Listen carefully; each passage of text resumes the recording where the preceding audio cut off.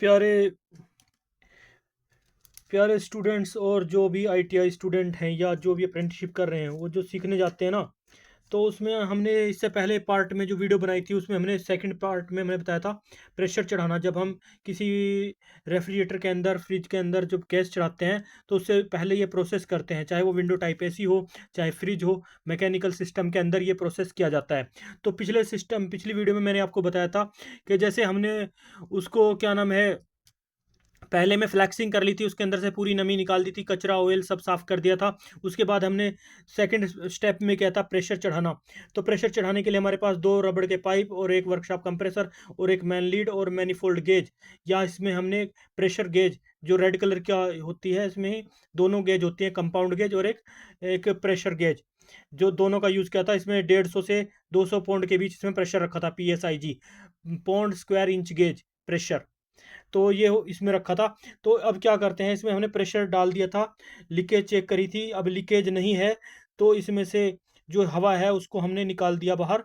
तो अब जो हम क्या करने जा रहे हैं, हमारा थर्ड स्टेप जो आ रहा है इसके बाद, वो आ रहा है वैक्यूम करना। यानी जो वैक्यूम क्या होता है, वैसे हमारे इन्वायरमेंट में 14.5 पौंड का प्रेशर होता है। पूरे हर इंसान के ऊपर भी प्रेशर होता है, हर वस्तु के ऊपर भी ये प्रेशर होता है। वो प्रेशर जो है इन पाइपों के अंदर तक भी होता है। और दूसरा पॉइंट यह है, इन पाइपों के अंदर जो नमी होती है उसको बिल्कुल बाहर निकालना। और क्या नाम है, कंपाउंड गेज का यूज़ करके -30 PSI यानी पौंड स्क्वायर इंच गेज तक इस प्रेशर को कम करना। तो वहाँ पर जो है इसके अंदर ना तो नमी रहती है, ना हवा रहती है, और ना ही जो इन्वायरमेंट का जो प्रेशर होता है 14 पॉइंट समथिंग कुछ होता है, वो यानी पौंड का प्रेशर जो है वो निकाल दिया जाता है, बिल्कुल कम कर देता है और बिल्कुल निर्वात कर दिया जाता है। इसके अंदर बिल्कुल हवा नहीं छोड़ी जाती है।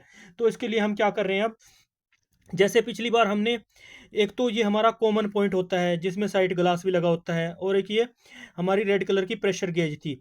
अब ये प्रेशर गेज वाला पाइप खोलकर हम क्या करेंगे, ये लगाएंगे हम यहाँ पे, ये चार्जिंग लाइन में जाएगा डायरेक्ट यहाँ से, इसके साथ जोड़ देंगे कंपाउंड गेज के साथ। इसको हम कंपाउंड गेज बोलते हैं, नीले रंग की।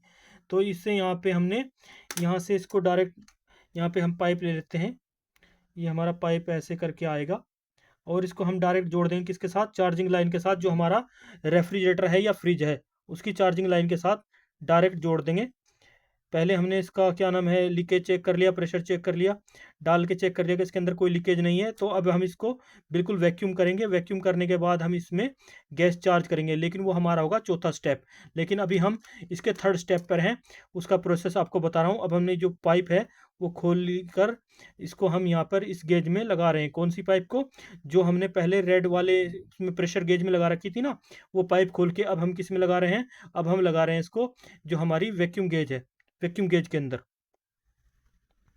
जो है इस पाइप को लेके आ रहे हैं, सीधे चार्जिंग लाइन में लगाएंगे। जो हमारा कंप्रेसर अभी जो सिस्टम का बंद है, यानी कि रेफ्रिजरेटर के कंप्रेसर में हम इसको डायरेक्ट लगा रहे हैं चार्जिंग लाइन के अंदर। चार्जिंग लाइन के अंदर हमने क्या लगा दिया, डायरेक्ट जो है वो पाइप लगा दिया जो हमारा गेज के साथ कनेक्टेड है। गेज हमारी जो कंपाउंड गेज है, कंपाउंड गेज से कनेक्टेड है। अब कंपाउंड गेज क्या करेगी, इस सिस्टम से पूरी हवा को खींचेगी। वो खींचेगी किस प्रकार से, उसके लिए हम जो क्या करेंगे, जो उसका कॉमन पॉइंट होता है हमारी मैनिफोल्ड गेज का, इसमें दोनों होते हैं, बाकी कई में ना सिर्फ ये हमारी कंपाउंड गेज होती है, और साथ में ये एक पॉइंट और दिया होता है कॉमन का।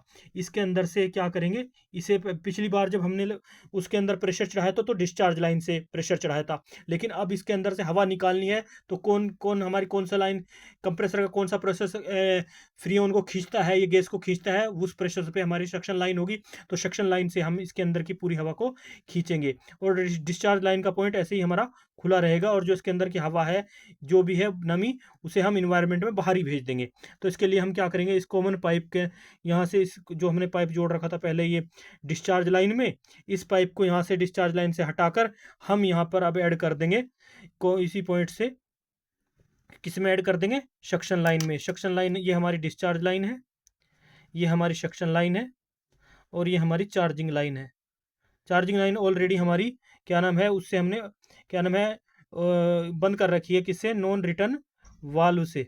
नॉन रिटर्न वाल्व लगा के इसको ऑलरेडी हमने बंद कर रखा है। तो एक पॉइंट का और ध्यान रखना, जो हमारे पाइप होते हैं उनके अंदर वो पिन होती है ना जिस तरफ, वो पिन वाली साइड जो है कंप्रेसर के इस वाली साइड में ही जोड़नी होती है, जिधर से कंप्रेसर के आप सक्शन लाइन में जोड़ने जा रहे हैं। तो इस पाइप को हम यहाँ से, कॉमन वाला पाइप जो है हमारा, इसको सक्शन लाइन में जोड़ देते हैं, यहाँ पे लेके आ जाते हैं। तो ये पाइप हमारा जॉइंट होगा सक्शन लाइन में। यहाँ से हम सक्शन लाइन से भी पाइप इस प्रकार से बढ़ा सकते हैं। तो समझाने के लिए बता रहा हूँ प्यारे व्यूवर्स, और जो भी काम सीख रहे हैं रेफ्रिजरेशन लाइन का, बहुत ही सिंपल है। पहले आपको बस, अगर आप किसी लाइन में जहाँ पे टेस्ट के लिए भी जाएंगे ना, तो सबसे पहले आपको वो यही कहेगा कि आप हमारे इस फ्रिज में को चालू करके दिखाइए, गैस चार्ज करके दिखाइए, तो वो आपको काम दे देंगे इस कार्य करने के लिए। तो क्योंकि हम इसका एक्सपीरियंस कर चुके हैं, तो इस तरह से हमने यहाँ पे इसको क्या नाम है, पाइप को जोड़ दिया सक्शन लाइन के साथ, और अपने सिस्टम को अब हम यहाँ पे चालू कर देंगे। तो सिस्टम को जैसे ही हम चालू करेंगे, यहाँ पे हमारी सप्लाई है, ये वर्कशॉप कंप्रेसर के साथ हमने जोड़ दिया। वर्कशॉप कंप्रेसर के अंदर ऑलरेडी हमारी एक ये क्या नाम है, ओवरलोड प्रोटेक्टर होता है, इसके अंदर एक छिद्र होता है, वाइट और ब्लैक टाइप में होता है ये, और रिले हमारी ब्लैक टाइप की होती है। इसमें दो छिद्र होते हैं, इनको जोड़ देते, इसमें सप्लाई देते हैं, एक नेगेटिव और एक पॉजिटिव, यानी पॉजिटिव फेस और नेगेटिव फेस इसमें जाता है। और अर्थिंग भी होती है इसमें साथ में, तो अर्थिंग को हम सिस्टम के किसी नीचे वाले पार्ट में जोड़ देते हैं। तो बाकी हम इसमें मेन पॉइंट को समझते हैं। सप्लाई देते हैं हम, ये मेन लीड से हमने यहाँ पे सप्लाई दे दी, तो सप्लाई गई हमारी इसमें, तो सिस्टम हमारा चालू हुआ। तो जो कंप्रेसर के अंदर हमारी गैस यानी हवा है, वैक्यूम करने लगेगा, उसकी गैस जो है वो जो है इस पूरे सिस्टम से खींच के, कहाँ से निकलेगी, इस पूरे सिस्टम से खींच कर, यहाँ से पूरी सिस्टम जो उसके अंदर गैस है वो खींच कर लाएगा ये। यहाँ से खींचने के बाद इस पाइप के माध्यम से सक्शन लाइन में खींचती हुई गैस जाएगी, और यहाँ से खींचने के बाद डिस्चार्ज लाइन से बाहर फेंक दिया जाएगा जो भी इसके अंदर की नमी है। तो ये प्रोसेस तब तक किया जाएगा जब तक कि इसका जो -30 इंच गेज तक जो है ये सुई घूमकर यहाँ तक नहीं आती थी, 30 इंच गेज तक जब तक नहीं आ जाती, तब तक हम इसे सिस्टम को चालू रखेंगे। चाहे तो हम इसे अपने वर्कशॉप कंप्रेसर से वैक्यूम करें, चाहे हम इसे, एक हमारा वैक्यूम पंप आता है अलग से कंपनियों ने बनाया है, उस वैक्यूम पंप के माध्यम से भी इसको 30 -30 PSIG यानी 0.2 इंच गेज तक इसको हम क्या नाम है, बिल्कुल वैक्यूम करेंगे इस प्रेशर तक। और जब ये हो जाएगा तो इसके बाद हमारा जो वैक्यूम प्रोसेस है वो फिनिश हो जाएगा। इसलिए इसमें भी हमने आपको ऑलरेडी बता ही चुका हूँ।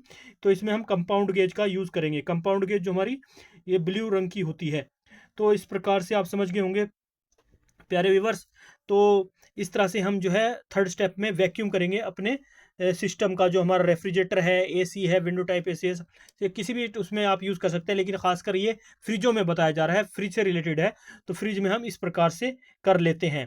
चाहे आपका सिंगल डोर फ्रिज हो, चाहे आपका डबल डोर फ्रिज हो, चाहे आपका इन्वर्टर टाइप फ्रिज हो, कोई सा भी फ्रिज हो, उसमें ये प्रोसेस सेम होता है।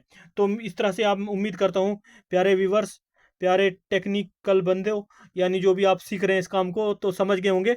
तो मिलते हैं नेक्स्ट वीडियो में, तब तक के लिए बाय बाय, जय हिंद।